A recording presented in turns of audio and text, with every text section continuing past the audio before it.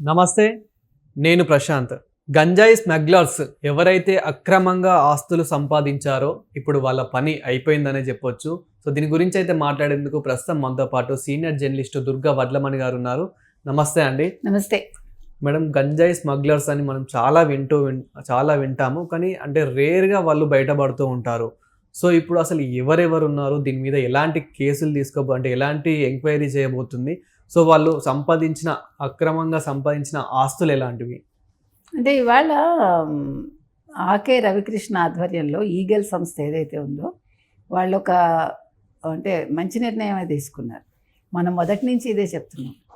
ఇప్పుడు మీకు గుర్తుంటే కనుక అయితే ఈ ప్రభుత్వం వచ్చిన కొత్తలోనే మనం ఇప్పుడు జగన్మోహన్ రెడ్డి హయాంలో అనే కాదు, ఎమ్మెల్యేలు అయిన వాళ్ళు సడన్గా 5 ఏళ్లలో వాళ్ళు ఎలా రిచ్ అయిపోతున్నారు, అంత ఆర్థికంగా వాళ్ళు అంత సంపాదించగలుగుతున్నారు, అంత ఉన్నత స్థితికి వెళ్ళగలుగుతున్నారు, దాని మీద దృష్టి పెట్టి వాళ్ళ ఆర్థిక మూలాల మీద దెబ్బతీయాలని చెప్పాం.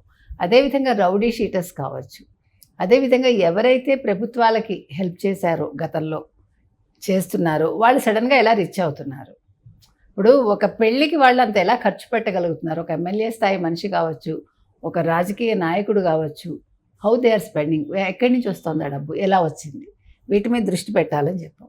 అదేవిధంగా ఇప్పుడు ఈ స్మగ్లింగ్ ఎవరైతే గంజాయి స్మగ్లింగ్ చేసి కోట్ల రూపాయలు సంపాదిస్తున్నారు, వీళ్ళ ఆర్థిక మూలాల మీద ఇప్పుడు ఈ ఈగల్ అనేది దెబ్బతీస్తోంది. అంటే ఇప్పటికి 2 ఆర్థిక మూలాల మీద దెబ్బతీసింది. అంటే విజయనగరం జిల్లాకు చెందిన వాళ్ళు. మీరు గమనిస్తే కనుకైతే మీకు ఉత్తరాంధ్ర ఎక్కువ, అంటే విజయనగరం అటు సైడ్కి వెళ్తే శ్రీకాకుళం ఇంకా బాగా వెనకబడి ఉన్నాయి ఆ జిల్లాలు. దానివల్ల వాళ్ళు ఇలాంటి ఈజీ మనీకి అలవాటు పడుతున్నారు.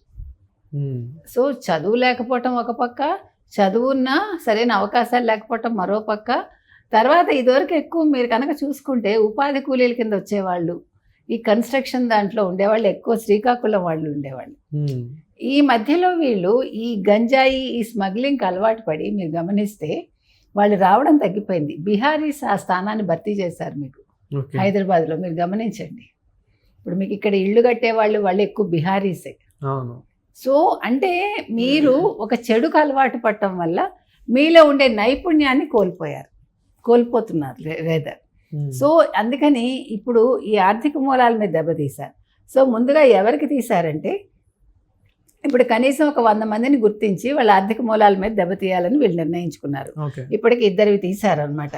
విజయనగరం జిల్లా ఎస్కోటకు చెందిన శెట్టి ఉమామహేశ్వరరావు ఒకళ్ళు, తర్వాత అనకాపల్లి జిల్లా రోలుగుంట మండలం రత్నంపేట వాసి పడాల నాగేశ్వరరావు, వీళ్ళకి సంబంధించిన కోట్ల విలువైన ఆస్తులనేమో వీళ్ళు జప్తు చేశారు.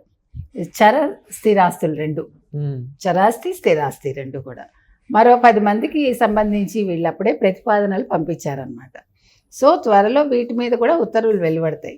అయితే ఈ గంజాయి అక్రమ రవాణా, ఈ స్మగ్లింగు, ఈ కార్యకలాపాల ద్వారా వీళ్ళందరూ కోట్లు ఎలా కూడబెట్టారు, ఎంత కూడబెట్టారు, ఎవరెవరి పేరున పెట్టారు, కుటుంబ సభ్యుల పేరున పెట్టారా, చుట్టాల పక్కాల స్నేహితుల, తర్వాత ఆ పెట్టిన వాళ్ళు ఎప్పటి నుంచి వాళ్ళ ఆర్థిక లావాదేవీలు పెరిగాయి, వాళ్ళు ఎప్పుడు అవి క్రయ విక్రయాలు చేశారు, ఆస్తులు కావచ్చు భూములు కావచ్చు, వాళ్ళ బ్యాంక్ లావాదేవీలు ఏంటి, వీటి మీద దృష్టి పెట్టారు.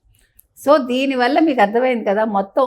అంటే ఇప్పుడు మనం చెప్పిందే, ఈ 5 ఏళ్ల పీరియడ్లో ఇంత డబ్బు కూడబెట్టారా, 3 ఏళ్ల పీరియడ్లో కూడబెట్టారా, లేకపోతే ఈ ప్రభుత్వం రాకముందే వాళ్ళ దగ్గర అంత ఆస్తులు ఉన్నాయా లేదా, వీటి మీద దృష్టి పెట్టింది. ఇందులో పోలీసుల ఇన్వాల్వ్మెంట్ కూడా ఏమైనా ఉందంటారా? ఉండొచ్చండి. ఇప్పుడు మనం చూస్తున్నాం కదా, ఇప్పుడు నిన్న మనకి దస్తగిరి భార్యను బెదిరించడంలోనే ఫర్ ఎగ్జాంపుల్ అతను కంప్లైంట్ తీసుకోలేదు కదా, మల్లేల గ్రామానికి చెందిన అతను. పోలీసే తీసుకోలేదు. ఎందుకమ్మా ఇవన్నీ అంటే వాళ్ళకి ఇన్స్ట్రక్షన్స్ వెళ్ళిపోయి ఉంటాయి. ఆ ఇన్స్ట్రక్షన్స్ వెళ్ళిపోవటం వల్ల వాళ్ళు మర్యాదగా తప్పుకుంటారనమాట. లేకపోతే వాడికి అక్కడ బెదిరింపు వచ్చి ఉండొచ్చు. అంటే గత ప్రభుత్వం ఇప్పుడు ఎవరైతే ఉన్నారో సో వాళ్ళ ఆటలు ఇంకా కొనసాగుతున్నాయి అంటారా? ఖచ్చితంగా కొనసాగుతున్నాయి. అంటే 100% కాకపోవచ్చు, కనీసం 40-50% జరుగుతున్నాయేమో.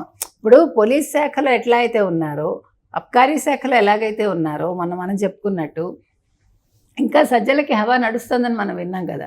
ప్రతిరోజు క్రయ విక్రయాలు ఏంటి మద్యంలో, ఏ బ్రాండ్స్ అమ్ముతున్నారు, ఎంత జరిగాయి ఇవాళ, లావాదేవీలు ఇవన్నీ కూడా సాయంకాలానికి తాడేపల్లికి వెళ్తున్నాయి. ఎందుకంటే అతని విశిష్ట అనే కంపెనీ సజ్జల రామకృష్ణారెడ్డిది ఇంకా నడుస్తుంది.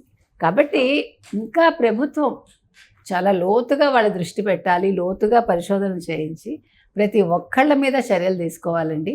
ఇవాళ విజయనగరం జిల్లాతోటే ఇది పరిమితం కాకూడదు. ఎందుకంటే ఇప్పుడు హైదరాబాద్లో కూడా చాలా జరిగాయి ఇంతకుముందు, సినిమా వాళ్ళు కావచ్చు, మరొకళ్ళు కావచ్చు. ఇప్పుడు ఎందుకని రేట్స్ తగ్గాయా, లేదు నిజంగా తీసుకోవటం తగ్గిందా గంజాయి? ఇంకా రాను రాను రేవ్ పార్టీ లాంటివి కూడా ఎంకరేజ్ చేస్తారు, అంటే రేవ్ పార్టీ లాంటివి కూడా వస్తూ ఉన్నాయి. ఇంతకు ముందే ఉన్నాయి, అది ప్రతి చోట ఉన్నాయి. తగ్గుతాయా అంటే పెరుగుతున్నాయి. కాకపోతే పెరిగింది ఎందుకు, అది ఎవరు కూడా బయట పెట్టట్లేదు, ఎవరు కూడా రిపోర్ట్ చేయట్లేదు అనేది ఒకటి దృష్టి పెట్టాలండి. ఏదేమైనా చిన్న అంశాలు కాదు కదా, జీవితాలతో ఆడుకోవటం. మీకు అసలు గంజాయి అనేదాన్ని తోపుడు బండి మీద కూరగాయలు అమ్మిన ప్రభుత్వం ఏదైనా ఉంది అంటే అది వైసీపీ ప్రభుత్వమే. అసలు ఇదంతా ఎక్కడి నుండి సప్లై అవుతుంది అంటారు? అక్కడే వాళ్ళు ఇళ్లలో పండించేస్తారు కదా.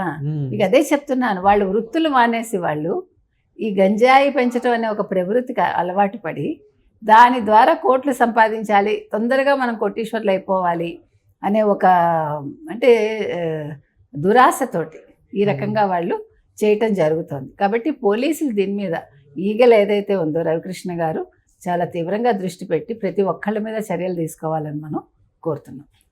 అదేవిధంగా మేడం, అంటే ఓన్లీ గంజాయి మీదనేనా ఇంకా అంటే ఇలాంటి అక్రమాలు, అంటే భూ కబ్జాలు అని చెప్పేసి ఇలాంటివి కూడా దృష్టి పెట్టనున్నారా?